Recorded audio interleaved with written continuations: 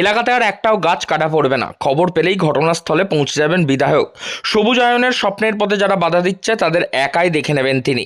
এমনই অঙ্গীকারবদ্ধ চুঁচুড়ার বিধায়ক অসিত মজুমদার। বৃহস্পতিবার ব্যান্ডেল কাজিডাঙ্গায় গাছ কাটার খবর পেয়ে ঘটনাস্থলে পৌঁছে যান বিধায়ক। সেখানে গিয়েই তিনি সাফ জানিয়ে দেন এলাকায় আর একটাও বেআইনি গাছ কাটা পড়বে না। অসিত মজুমদার জানান, বৃহস্পতিবার সকালে তার বাড়ির দেবানন্দপুর পঞ্চায়েতের অন্তর্গত কাজিডাঙ্গা বামুন বাগান এলাকার বাসিন্দারা তার বাড়িতে যান এবং তারা জানান ওই এলাকায় একের পর এক গাছ কেটে ফেলা হচ্ছে। সেই খবর পেয়ে ছুটে আসেন বিধায়ক।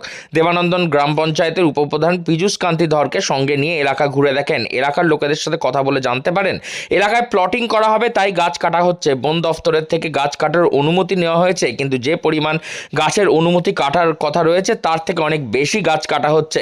তারপরেই একেবারে ক্ষোভে ফেটে পড়েন বিধায়ক।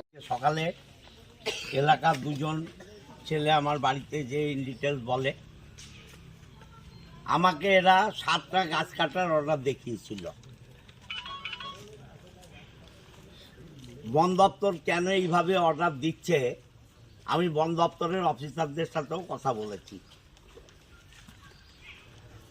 কিন্তু 7টার জায়গায় 9টা গাছ কেটেছে, এটা বেআইনি।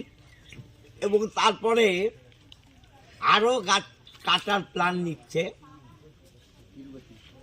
গাছগুলোতে নাম্বারিং করে ফেলেছে, আবার 1 2 3 4 5 করে, যাতে বোঝা যায় ওই 7টা আবার কাটছি। এলাকার মানুষকে প্রতিদিন ভয় ভীতি দেখাচ্ছে, মহিলাদের উপর ভয় দেখাচ্ছে। প্রেগনেন্ট লেডি তার বাড়িতে এসে কোর্টের কাগজ নিয়ে অত্যাচার করছে। প্রশাসন কি মরে গেছে? এটা জঙ্গলের রাজত্ব নয়, আইনের শাসন আছে বাংলায় মুখ্যমন্ত্রী মমতা বন্দ্যোপাধ্যায়ের নেতৃত্বে। যারা এই জোর জুলুম করবে, যত বড়ই দাদা হোক আর তাদের পেছনে যত বড়ই ক্ষমতা থাকুক, সে ক্ষমতা গুড়িয়ে দেওয়ার ক্ষমতা আমরা রাখি। এলাকাবাসীর অভিযোগ, ওই এলাকা এবং বাগান কেটে সাফ করার জন্য সেখানে অসাধু ব্যক্তিদের আনাগোনা বেড়েছে এবং রাত হলেই সেখানে বসে মদের আসর, এবং যে কারণেই এলাকার ওই রাস্তা দিয়ে যেতে ভয় পান সাধারণ মানুষজন। এবং সেই সুযোগকে কাজে লাগিয়েই অসাধু ব্যবসায়ীরা তারা এই গাছ কাটার চক্রান্ত করেছে এলাকার জমি বিক্রি করার জন্য এবং সেখানে প্রমোটিং করার জন্য। কিন্তু সেই কাজ কোনো মতেই করতে দেবেন না বিধায়ক। বিধায়ক একাই অঙ্গীকারবদ্ধ যে এই ধরনের কাজ যারা করবে তাদের বিরুদ্ধে তিনি বারবার রুখে দাঁড়াবেন।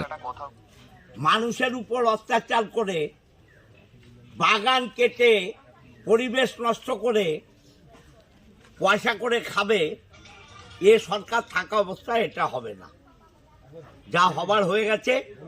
নতুন করে আমি এলাকার মানুষকে বলে গেলাম, কোনো মানুষের উপর কোর্টের কাগজ এলে সেগুলো আমার কাছে পাঠাতে, কোর্ট আমি বুঝবো, ভয় পাওয়ার কোনো কারণ নেই।